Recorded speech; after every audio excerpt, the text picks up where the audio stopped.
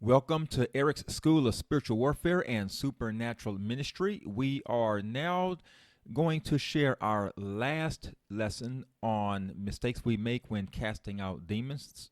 This is lesson number 10. But first, let me mention that I'm getting these teachings from my little booklet, Mistakes We Make When Casting Out Demons. And let me also mention my full length book on the subject of deliverance. It is called Deliverance from Demons and Diseases, and both of these are available at Amazon.com. Now, let's get on with the teaching. This one is We're Ashamed of Casting Out Demons. Read the books of Matthew, Mark, and Luke, and you'll find two prominent features of casting out demons in the ministry of Jesus. First, it was foundational. He did it day and night in one-on-one encounters and in large meetings. And second, it was public. He didn't send people to the basement for this ministry. Read the book of Acts and you'll find that the early church followed their Lord's example. Casting out demons was foundational and public. So among the relatively few churches that practice deliverance ministry compared to those that don't, why are so many of them so secretive about it? What I am speaking of is the church's tendency to treat this ministry as something shameful that should be hidden from the view of the congregation. A proof of this is how quickly you are ushered into a side room or basement if you show signs of being demonized. But to be fair on this issue, I need to examine the legitimate reasons a church may reserve casting out demons for a side room or basement. First, we don't want the demonized person to disrupt the service. Second, we don't want to frighten the congregation. Third, we don't want to embarrass the demonized person. And fourth, we can minister more effectively to the demonized person privately. It is my opinion that only one of these reasons can be considered a legitimate concern. We don't want the demonized person to interrupt the service. Honestly, I think most church services need to be disrupted by the power of God. Jesus' services were disrupted all the time. People tearing up the roof to lower a paralyzed man on a stretcher, Luke 5th chapter, verses 17 through 26. A tormented man startling everyone by letting out a loud scream, Mark chapter 1, verses 23 through 28. Crowds of sick and demonized people interrupting and pressing in on him all the time. Matthew chapter 15, verses 29 and 30. Isn't it true that the Lord's ministry was just one 3.5-year series of interruptions of human need? Yet he got the job done. How? It was because the interruptions were people, and people were the mission. Therefore, a talk being interrupted so that a demon could be cast out was not actually an interruption of his schedule. It was his schedule. The problem, as I see it, is obvious and devastating. We don't want God or human need to interrupt our well-structured church service. We need to change this. We don't want to frighten the congregation. Many churches who participate in casting out demons do it in the side room or basement, because if they did it in the sanctuary, they'd freak out their congregations. The church leaders are probably right. But why? It's because all the demons are cast out in side rooms and the basement.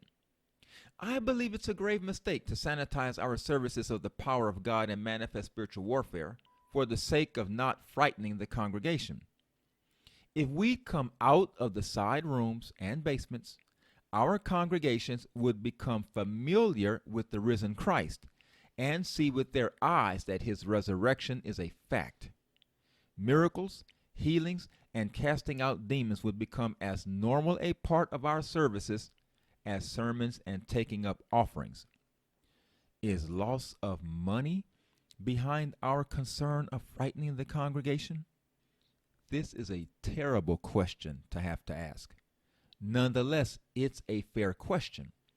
The world has known for a long time, and Christians with discernment are learning, that the American church is often run as a business and not as a ministry of Christ. Money and other purely fleshly motives drive a lot of church agendas and sermons. We know for a fact that many churches have watered down the gospel and have gone seeker-friendly to attract larger crowds and money. So it's not unreasonable to question whether some have put their deliverance ministries in side rooms and basements to keep their crowds and money. We can't judge dogmatically one way or the other. I don't have that responsibility and I don't want it. But I say again that the question is reasonable and it should be humbly asked. We don't want to embarrass the demonized person. This appears to be a kind, sensitive motive. Aren't we supposed to treat people as we would like to be treated? Honestly, I'd rather not go through a spectacular deliverance session in front of a bunch of people, especially if it lasts a long time. But do you know who apparently couldn't care less about me and you being embarrassed for having demons publicly cast out of us? Jesus.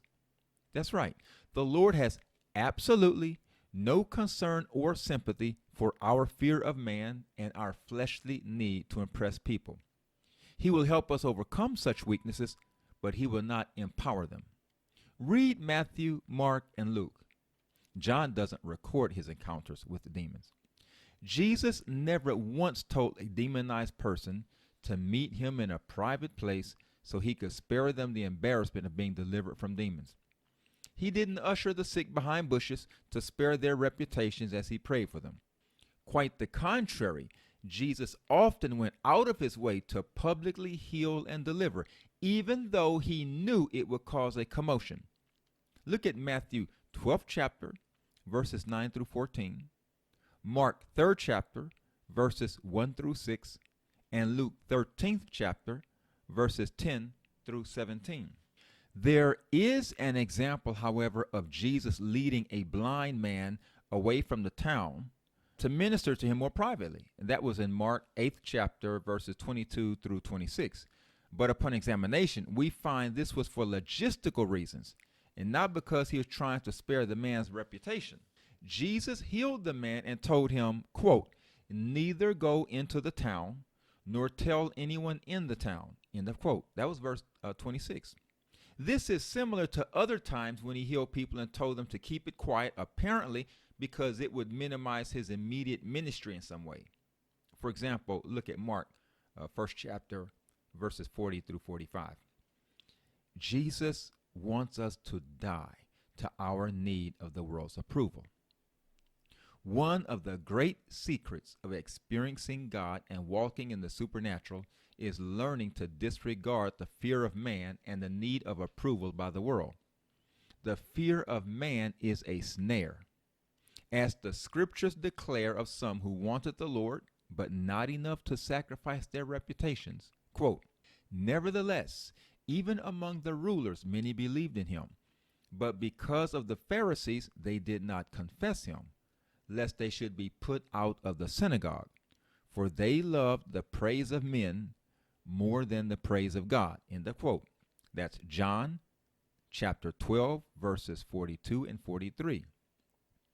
Do we really want to serve God's people? If so, let's stop hiding the power of God in side rooms and basements. It's time to make experiencing God the service. If people are freaked out because the risen Christ shows up at the sanctuary, so be it. Teach them. If they're so turned off by Jesus healing and delivering people that they leave, let them go. Once word gets out that the risen Christ is regularly among your church body, those people who left will be replaced with others who want to know, experience, and serve the Jesus of the Bible. We can minister more effectively to the demonized person privately. This is the explanation I feel is most legitimate. It deserves thoughtful consideration.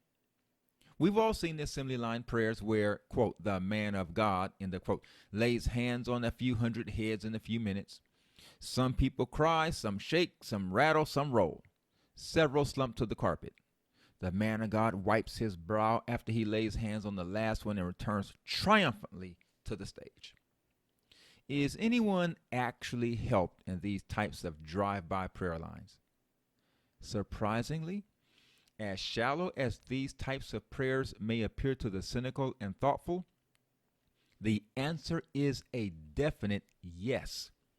There are genuine physical and emotional healings, deliverances, and baptisms in the Holy Spirit. Many years ago, I was ministering at 2 Sunday morning services. The first one began at 8:30 a.m., the second at 11 a.m.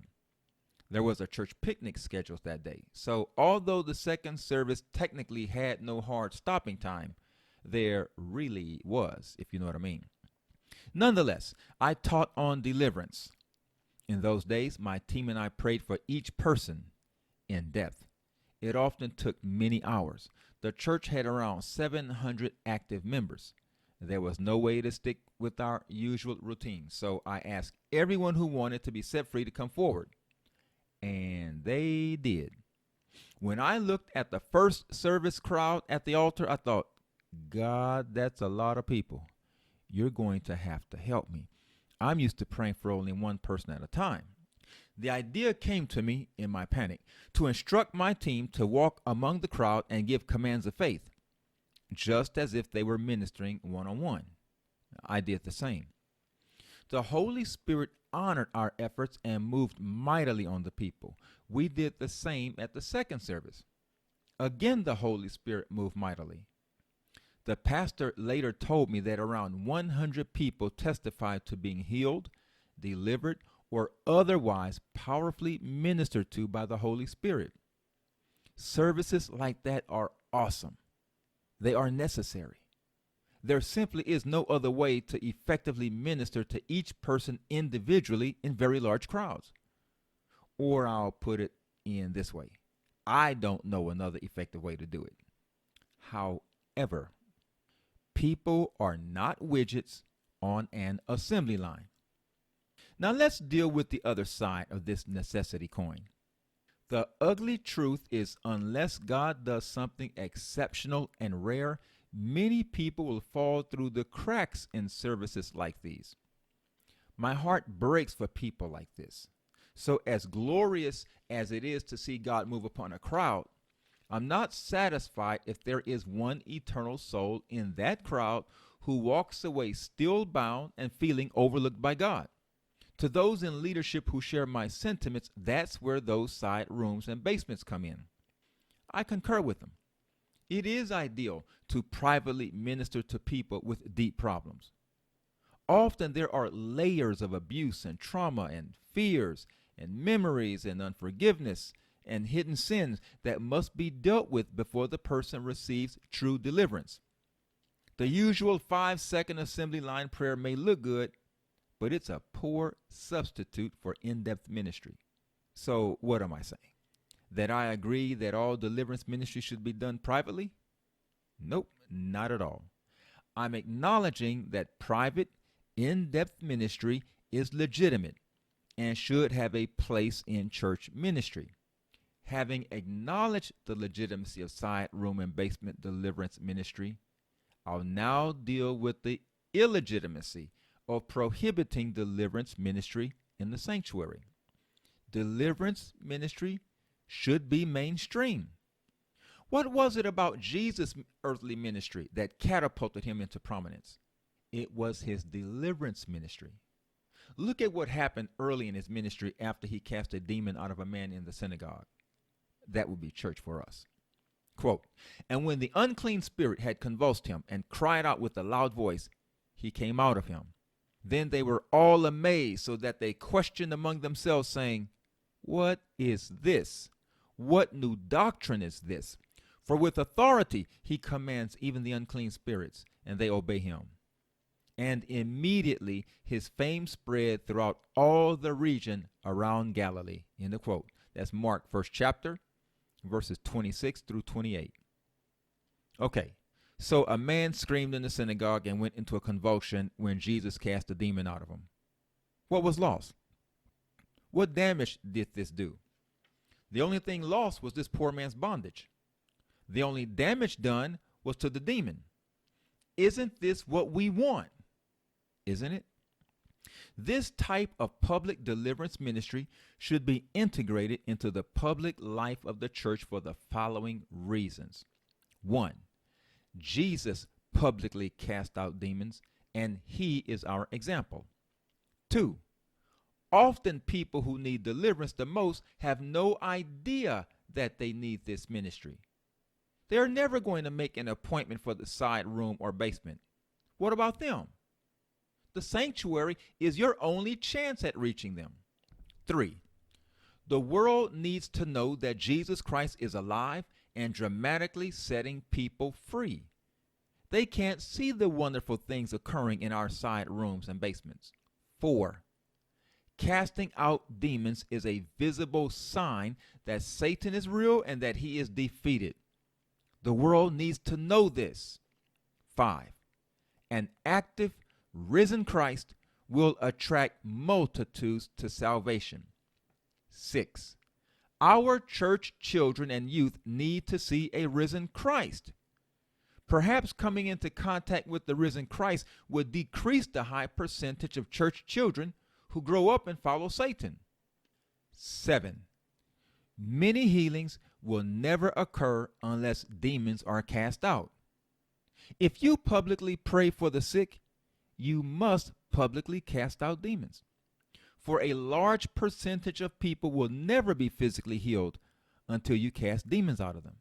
These are just a few reasons why we should integrate casting out demons into our public services. Let's stop being ashamed of casting out demons.